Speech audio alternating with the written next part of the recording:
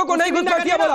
आप बोलिए, मैं बीच में बोलूंगा। घुसपैठिए को घुसपैठिया कहा जाएगा, नागरिक को नहीं बोला। कौन घुसपैठिया बता? प्लीज धर्मेंद्र, नहीं धर्मेंद्र जी, धर्मेंद्र जी, मैं बार बार नहीं, मुस्लिम घुसपैठिया नहीं है, लेकिन बांग्लादेश का मुस्लिम आकर रहेगा तो घुसपैठिया कहा जाएगा। बांग्लादेश का कोई भी आकर रहेगा गैर कानूनी तरीके से, चाहे हिंदू मुस्लिम हो, घुसपैठिया कहा जाएगा। तो ये समझिए, नागरिक को घुसपैठिया नहीं कहा गया। धर्मेंद्र यादव बिल्कुल कहते हैं, आपके कैमरे के सामने कह चुके हैं। नहीं कहा। दूसरी बात, मैं आपको चैलेंज करता हूं, सुना दीजिए। आपको इतनी आपत्ति है संजय राउत के बयान से, आपको नहीं है? नहीं, आपको नहीं है। अब मैं बता रहा हूं, पहले नहीं बोलिए, आपको आपत्ति है कि नहीं है? बात पहले आने दीजिए, पहले फिर मैं आपकी बात करूंगा। इसी देश में माननीय उच्चतम न्यायालय के वकील हैं दुष्यंत दवे साहब, उन्होंने कहा कि डीवाई चंद्रचूड़ जी ने देश और संविधान के साथ अन्याय किया है। अच्छा। वो कौन सी पार्टी है बताना जरा मुझे, उस किस पार्टी से चुनाव लड़ते हैं वो? उस बात को आप मानोगे नहीं मानोगे? जिसके अंदर कमियां होती है वो आलोचना से डरता है। क्यों नहीं उन्होंने ऐसा उन्होंने अपना एक वो स्टैंडर्ड मेंटेन किया जिससे लोग उस पर सवाल ना कर पाए। दूसरी बात, अब छोटे बड़े जजों की बात कर रहे थे, मैं आपसे सवाल करना चाह रहा हूं, इस देश के संवैधानिक व्यवस्था में सीजीआई बड़ा है या मेंबर ऑफ पार्लियामेंट बड़ा? मुझे बताइए, कौन बड़ा? आपको क्या लगता है? नहीं, मुझे सीजीआई। आपको क्या लगता है? सीजीआई बड़ा लगता है मुझे।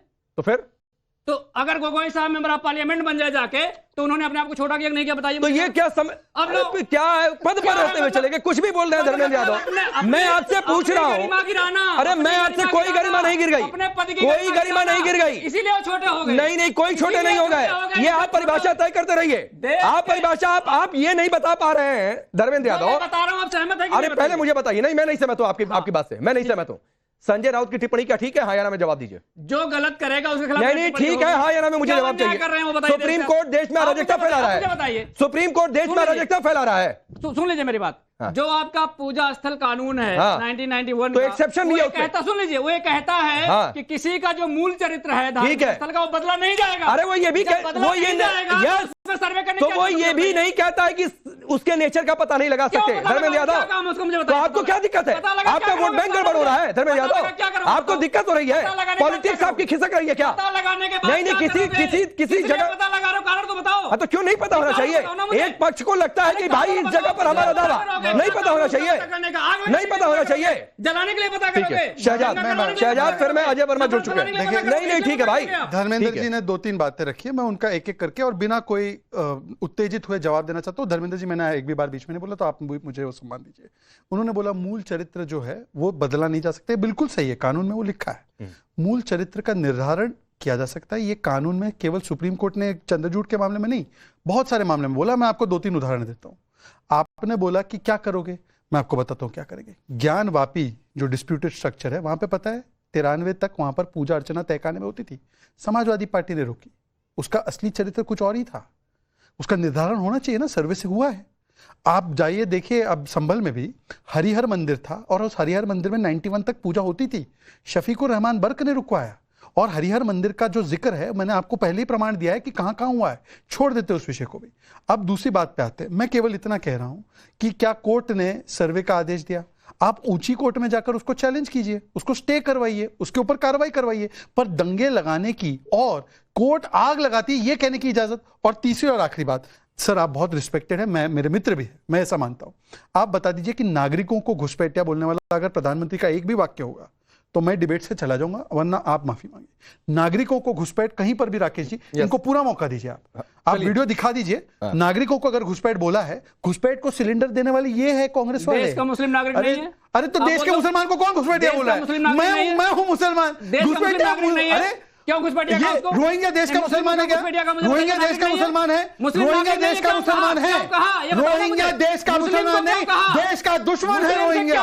रोहिंग्या देश का दुश्मन है और उसको हम बाहर निकालेंगे। रोहिंग्या को नहीं लाने देंगे इस देश में। रोहिंग्या देश में रोहिंग्या मुसलमान का क्या लेना देना है? भाई बताओ, सारे मुसलमान रोहिंग्या हो गए क्या? अब रुक जाइए, सारे मुसलमान रोहिंग्या है क्या? संभल पे आ जाइए। मैं पहले मेरा सवाल का जवाब, मैंने आपका जवाब दिया।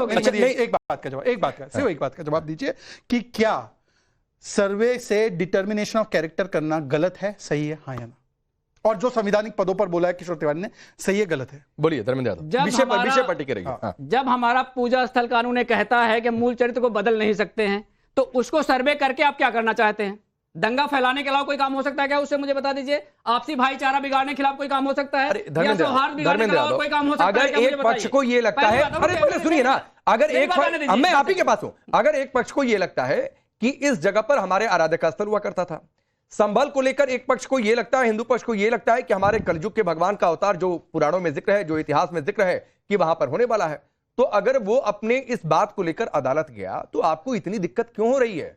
मैं ये जानना चाहता हूं। हाँ। दिक्कत इस बात से है, आपके पूरे जर्नलिज्म के कैरियर में कितने ऐसे मामले आए हैं और संवेदनशील मामले कितने ऐसे आए हैं जिसमें रिट पिटीशन जिस दिन फाइल हुई हो उसी दिन तो भाई जाकर अदालत जाइए ना, मैं कहां मना कर रहा हूं? सुनिए तो उसी दिन मैं कहां मना कर रहा हूं? कितने सुनिए आप पूरी बात सुनिए मैं आप ही के पास हूं। इस देश में अगर एक्स पार्टी ऑर्डर की फेरिस्त निकालेंगे ना तो बहुत लंबी फेरिस्त है और उसको चैलेंज किया जाता है और अदालतें फिर उसको भी देखती हैं। मेरी बात सुन लीजिए, उसी दिन आदेश हुआ, उसी दिन सर्वे टीम गठित हो गई, आप समझिए, और उसी दिन सर्वे भी हो गया और उस दिन समाजवादी पार्टी के जो जनप्रतिनिधि हैं सर्वे का पूरा समर्थन किया, पूरा सर्वे करवाया बैठ के वहां पे। और सर्वे टीम से ये भी कहा कि अगर सर्वे पूरा नहीं हुआ तो आप और समय ले लो। फिर भी उन्होंने कहा सर्वे नहीं पूरा हो गया, हम जा रहे हैं। अरे ये बताइए उसमें कौन सी उम्र? चलिए बोलिए, फिर मैं अजय वर्मा के पास जाऊंगा। अजय वर्मा भी बात मानिए, आप पूर्व डीजीपी की बात मानिए, विभूति नारायण राय की बात मानिए। इसका जवाब 10 सेकंड आप कंप्लीट कर लीजिए। अब जो पूर्व डीजीपी हैं विभूति नारायण राय, उनसे पूछिए, उनका बयान आया है, उन्होंने कहा है कि संभल का दंगा भारतीय जनता पार्टी के द्वारा करवाया गया है। क्या समाजवादी पार्टी में है वो?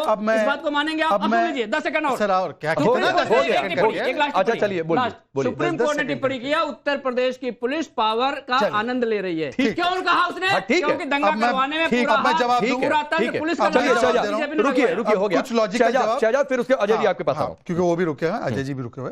लॉजिकल जवाब, इन्होंने कहा कि पहले दिन पे पहले तो रिट पिटीशन नहीं, सिविल कोर्ट में रिट पिटीशन नहीं लगती, सिविल कोर्ट में नॉर्मल जो अपनी पिटीशन लगती है वो लगती है। और सिविल कोर्ट में मैं आपको बता रहा हूँ क्योंकि मैंने वकालत पढ़ी है, सिविल कोर्ट में अमूमन सेम डे पे ही आता है, ये रोस्टर लिस्टिंग नहीं होती जैसे सुप्रीम कोर्ट हाई कोर्ट में होती है।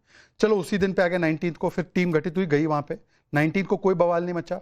मान लीजिए आपको 19 का ऑर्डर पसंद नहीं था, 24 को ये सारी घटनाक्रम हुई, 19 से लेकर 24 तक आपका कोई वकील नहीं गया इसको स्टे लगाने के। 10 सेकंड और।